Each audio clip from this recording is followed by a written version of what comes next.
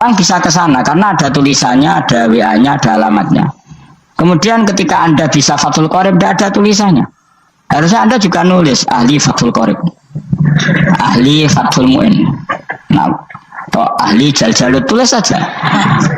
Ahli Primbon. Enggak apa-apa, tulis saja. Penerus Ronggo Warsito, tulis saja. Zaman gendeng, nara melok gendeng, rakeduman, tulis saja. Tapi barokahnya tulisan itu kan orang bisa tahu. Makanya kenapa banyak orang sufi yang sudah menyembunyikan diri, anaknya nakal-nakal, karena dia disalahkan Allah, karena menyembunyikan ilmu. Saya itu orang yang senang tertutup, kecuali masalah ilmu. Saya mau mengajar terbuka seperti ini. Karena tadi, awal dari dikenalinya kemakrufan adalah dimaklumatkan.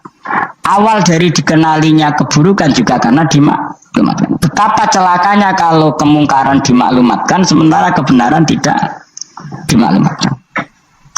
Makanya Mbah Mun itu sampai berfatwa, Mbah Mun guru saya itu, nak ono masjid, ono menawarane Mbah Mun duka.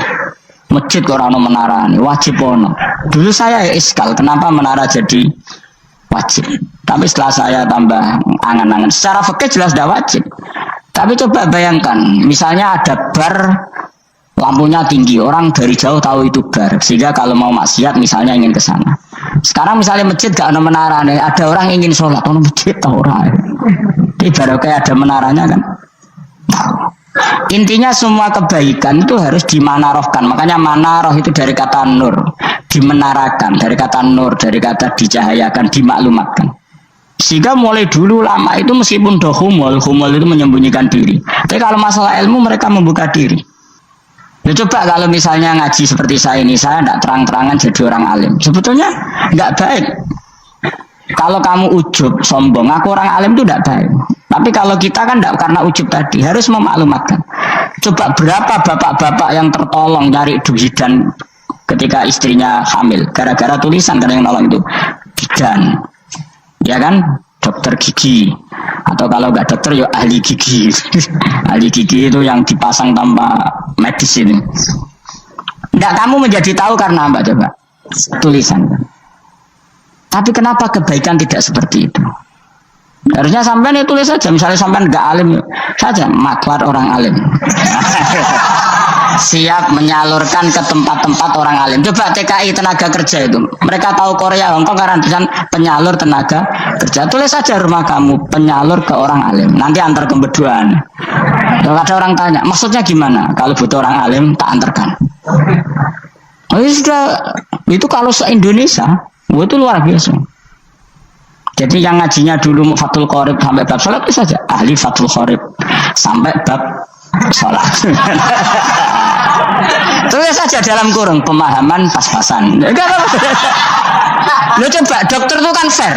Kalau ilmunya pas-pasan tulis dokter umum. Kalau dia merasa pinter dokter spesialis. Dan itu menjadi orang tahu. Tulis saya kan ahli saraf. Nah, ya buatan guyon itu betul. Makanya saya ini termasuk orang yang menyembunyikan diri. Tapi kalau bab ilmu enggak. Sehingga nyun saya tidak sombong, banyak gus-gus alim yang ngaji saya Jamul Jame, ngaji mahal. Padahal itu kitab tersulit di pondok. Tapi gara-gara saya sering cerita, saya pernah ngaji Jamul Jame sama Mbah Mun, saya pernah mentakriri kitab ini. Banyak yang ngaji saya. Kalau tanpa itu kan mereka tidak tahu. Ya sama nggak apa-apa kalau menyaingi saya, tulis saja di rumah kamu ahli Jamul Jame. Kalau diparani ahli apa? Ahli jilid. Maksudnya kalau kitab kamu rusak bawa sini. Ya, nah, sehingga syarat utama jadi nabi itu sebetulnya memaklumatkan diri. Ya saya ulang lagi. Pertama nabi jadi nabi, syaratnya apa? Memaklumatkan. Sehingga pertama beliau jadi nabi, naik gunung Sofa, kemudian ya maksara Quraisyin, halummu ilayya, wahai orang Quraisy kesini. Terus nabi mulai manggil satu-satu, ya bani abdi amanaf kesini, ya bani fihir kesini. Terus saya ini adalah an-nadhirul mubin, saya sekarang diangkat jadi nabi. Terus Abu Lahab marah-marah, tabban laka ya Muhammad, alihada jama'tana.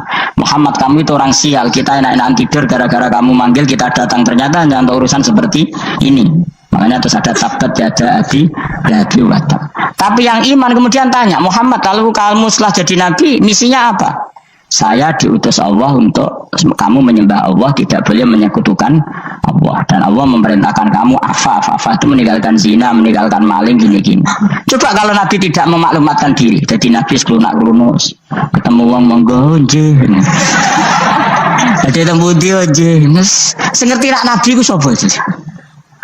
Sehingga orang-orang yang humul, yang menyembunyikan diri itu di bab ulama masalah besar itu. Karena ciri utama dosa adalah kitmanul ilm. Makanya Nabi sidik amanat tabligh fatona. Tabligh itu lawan katanya apa? Kitman. Makanya saya ngaji di mana-mana, saya di Jakarta ngaji, di sini ngaji, di Pasuruan ngaji. Harus dimaklumatkan ilmu. Dan kalau ada orang tanya ya tak jawab. Saya tuh kitab yang paling aneh di pesantren, misalnya yang mulai aneh lah, kayak Jamul Jami. Saya sampai sekarang masih ngajar Jamul Jami. Kitab yang aneh. Macane lagi roh judulnya pusing. Jamul Jawami, kumpulane pira-pira kumpulan. Jadi ilmu apa ae ana ning kono. Sing gak ana ilmu dukun, mboten enten. Ilmu carane bodoni ora ana. Ning kono mau carane mlebu swarga tok. Mane potensi kula mlebu swarga itu tinggi sekali. Cara semodel piye duwe. Dadi Jadi cara semodel piye duwe. Jadi cukup banyak no. Cara. Aman nek cara sitok ora mesti kula nu gak ada cara kata. Jadi nek dari cara iki mentok, ganti cara iki mentok. Ya terakhir paling gampang itu cara nganggo fadhole pangeran. Nah, itu kena mbok tiru pokoke mbok swarga nganggo fadhole pangeran. Masalah utama kita sebetulnya itu, makanya saya tidak pati cocok sama orang sufi itu. Kebenaran itu harus dimaklumatkan. Sementara orang sufi itu ingin menyembunyikan diri.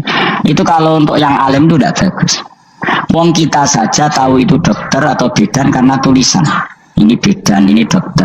Dan mereka jujur, dokter umum, dokter spesialis. Ya coba misalnya di kota, kamu tulis saja penyalur kebaikan. Orang yang ingin mondok, pondok pilihannya ada, Sarang ada, Pelosok, Lirboyo. Kalau saya ke sana gimana? Saya kenal Gusnya, tak anter. Wan keren, sudah ada penyalur. Kalau orang bisa tersalurkan ke Korea, ke Korut, ke Jepang karena tulisan, kenapa tidak banyak orang tersalur kebaikan karena tulisan? Gue orang mau keluar, belum orang jelas. Meskipun nanti ditawarin orang, mesti duduk sih ahli takdir, pasti wong guyu. Ahli fathul qorib sampai bab sholat. Tulis saja jujur, maaf tapi hanya sampai bab sholat. Tulis saja ada maafnya bareng, maaf tapi sampai bab sholat. Gak apa-apa. Paling harus wong sowan. Darian mau jenengan 2 tahun. Tapi ini bodohnya mau 3 bulan. Mulai ngajinya untuk bab sholat. Gak apa-apa. Itu dulu memang begitu. Rasulullah zaman Sugeng itu kalau ngajari santrinya itu balighu anni walau ayah, maklumatkan ke kampung kamu meskipun 1 ayat. Banyak sahabat kalau ditanya ya tidak bisa karena ngajinya tidak hatam. Tapi ya terus gak apa-apa, kok tak suakna Abu Bakar, tak suakna Umar, ditanyakan yang lebih pintar. Saking tidak pahamnya sahabat itu lucu ketika ada ayat Fakulu wasrabu hatta yatabayyana lakumul khaytul abyadu minal khaytil aswad. Itu kalau mau tidur ya benar-benar bawa benang putih sama benang hitam, ditulis dipasang di pintunya. Jadi kalau makan diinceng lagi, kok masih belum kelihatan, wah masih boleh makan. Terus begitu. Kalau sudah mulai syuruk, mulai padam, wah berarti sudah imsak. Jadi karena makanlah dan minumlah sampai benang hitam terbedakan dari benang putih. Artinya kalau malam kan dulu kan nggak ada listrik, nggak ada lampu, berarti kalau benar-benar masih malam nggak terlihat, berarti masih boleh makan. Nanti terus dilihat gitu. Ya sudah wakafnya di situ. Hatta tabayyana lakumul khaytul abyadu minal khaytil aswad, wakaf dulu. Terus akhirnya Kanjeng Nabi itu piye umatku jadi masangi benang ini. Akhirnya Jibril teko. Ini makanya unik dalam ulumul Quran. Satu-satunya ayat yang diturunkan hanya 1 kata itu ya ayat itu tok. Terus Jibril datang, Muhammad ayatnya itu kurang sitok. Minal fajr, terus ditambahin minal fajr. Jadi minal fajr itu unik. Ada Jibril jauh-jauh dari langit. Itu mau nuran apa? Minal fajr. Makanya kalau kamu nanti dites, kalau ingin jadi dokter tafsir dites, ada 1 kalimat yang diturunkan jauh-jauh Jibril ke bumi. Apa kalimat itu? Jawabnya minal fajr. Wis alim yakin alim. Memang itu tak. Masa ini mereka gara-gara sahabat itu terus masangi benang nginceng. Akhirnya minal fajr baru mereka tahu maksud fajar maksud apa benang hitam artinya malam, benang putih artinya fajar sodik sudah menyingsing. Semenjak itu sudah ada benang-benangan karena jadi orang-orang ngono maksud iki kurang sithik jadi turun apa minal fajar ya. Jadi nanti kalau sampai latihan tes jadi dokter apa tafsir ayat mana yang diturunkan hanya satu kalimat atau satu kata aja apa minal fajar lolos langsung dokter pun pinter ya pinter ngerti maksudnya orang dengan anda. Nah nanti hubungan kita dengan Allah ya seperti itu. Sejauh mana kita memaklumatkan Allah, sejauh mana kita mengkampanyakan Allah. Saya berkali-kali bilang, saya kemarin kan di Korea itu sebetulnya hanya saya yakin hanya doa saya. Saya sering berdoa, ya Allah, Engkau dipuji di langit dan di bumi. Lalu kalau di bumi ateis, itu caranya kayak apa? Dulu saya itu terobati karena Uni Soviet setelah persemakmuran banyak menjadi negara Islam. Berarti itu bukti bahwa Allah pun dipuji di bumi Uni Soviet. Lalu yang kayak Korea kayak apa? Ternyata betul Koreanya tetap ateis, gara-gara diserbu orang Indonesia. 49.000 orang Indonesia di Korea Selatan. Itu mbok gawe sing salat separuh, iku cek piro? 24, kira-kira selawe digawe selawe ewu. Selawe ewu salat kabeh, tahlilan kabeh surwame. Lah kok sing ngritik tahlil muni sunah Rasul tok serame. Pokoke rame lah walhasil. Kita tahlilan wah itu enggak ada hadisnya. Gak apa-apa sing penting muni hadis sing sitok tahlil muni hadis ya ibadah tahlil ya. Ibadah mbok lah soal kok bener ding totalan guri sing penting rame. Maksudnya sementing rame ngomong sisi Islam. Kita Islam tahlil sitok Islam sunnah Rasul enggak masalah. Wong ape yakin bener saiki ya ora ono klarifikasi, tapi sementara kan kabeh ngomong tentang Islam. Artinya gini, Allah punya cara untuk supaya bumi Korea itu ada yang bertasbih bersujud. Mil'us samawati wa mil'ul.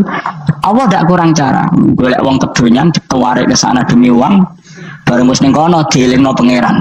Segawe masjid, kontrak masjid macam-macam lah masjid kontrakan di Korea. Nah, ini ora ono masjid. Pusing. Saya pernah ngisi di satu masjid itu gambare pintu gerbangnya bukan salib kan. Ternyata tingkat 1 itu gereja, tingkat 2 bar, tingkat 3 masjid. Katanya kebalikan masjid, bar, gereja. Satu gedung. Jadi malaikat saya tidak tahu lewatnya gimana itu kan. Saya nggak tahu itu cara lewat gimana. Karena malaikat bagian rahmat itu nggak bisa dia lewat salib. Tapi dia harus menulis ganjaran yang sholat. Nggak tahu saya lewatnya dari mana karena itu. Ya tentu dia punya cara lah, tapi yang jelas ya agak bingung ini gimana. Itu pernah yang tingkat 2 itu bar pas aktif. Ada santri yang ya pekerja imannya pas-pasan. Kalau nanti harus berarti Jumatan, mlebu bar pas aktif, wae wong ayu. Meh wera Jumatan, mergo mau tingkat 2 bar, tingkat 3 masjid. Itu ana khutbah yang barnya tetap main, ada bar yang masjidnya tetap khutbah. Itu masuk bar. Jumatan pun yang gini wae.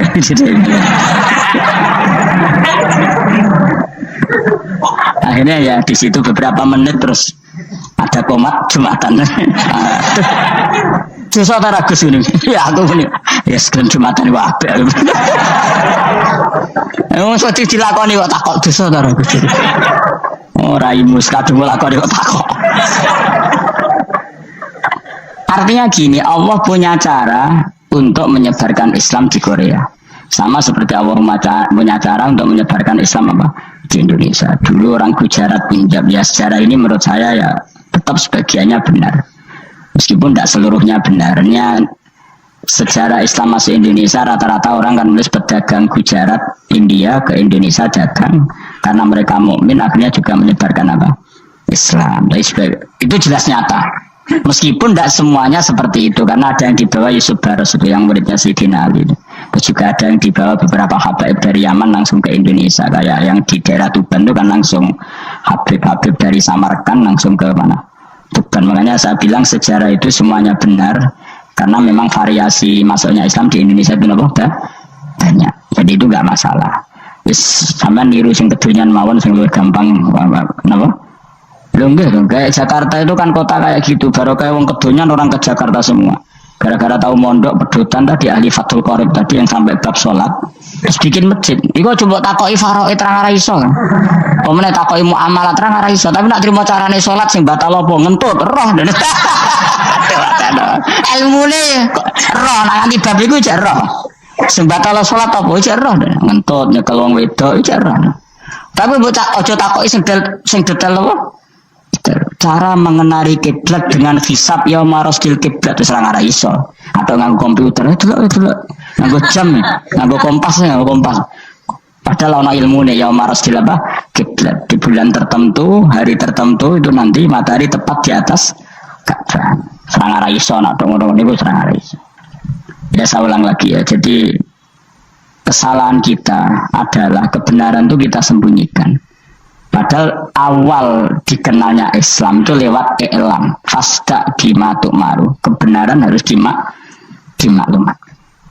Tapi problemnya Islam Indonesia tuh kadang humul tuh bangga, nggak dikenal orang itu bangga gini-gini. Oke lah, kalau yang nggak, saya sendiri ya suka humul. Sampai sekarang saya suka humul. Saya sampai sekarang nggak suka tamu.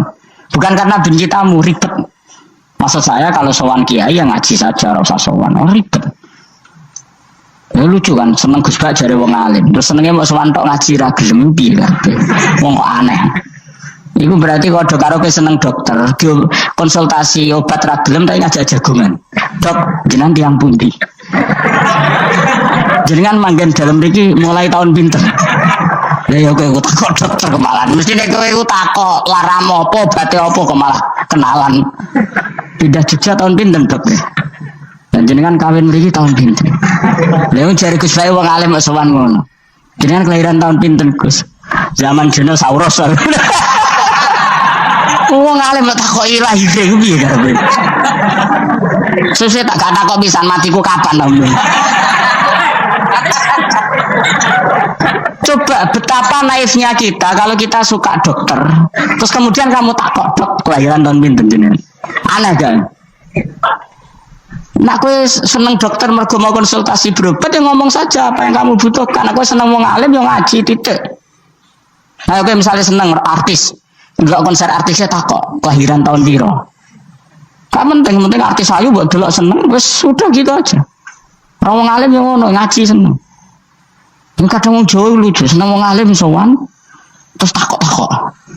Mana iku dudu obat ngono yakin. Maksudnya sing profesional, maksudnya sing rontok bener sithik lah dadi wong. Aja bener nemen-nemen gak mungkin wis pokoknya bener sithik-sithik.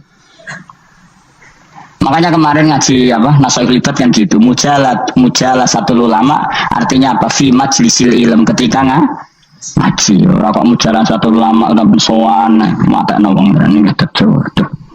Kalau termasuk kiai yang kampanye ini, kalau termasuk kiai terkenal tapi sing tamu kula rapati kata, gue jaga masya Allah tenan sedot. Semoga rodok topat sidik-sidik langsung itu. Maksudnya ya sudah lah. Ya tadi hubungan wong alim ya sudah ngaji. Kalau hubungan sama dokter ya tanya konsultasi apa medis. Kan lebih enak. Hubungan dia dukun is takok is mbah niki menyangking bundi. Kok jenengan dermemel nglafat nopo? Kalimatnya sing jelas kena apa nak dermemel mandi nak jelas kok ora mandi ku piye? Takono. Aku ya guru pun bae dukun. Wong kalimatnya ra jelas kok mandi. Nggak jelas. Gak mandi. Bukan nak jelas kita bodoh ini. Ayo guru mantra mesti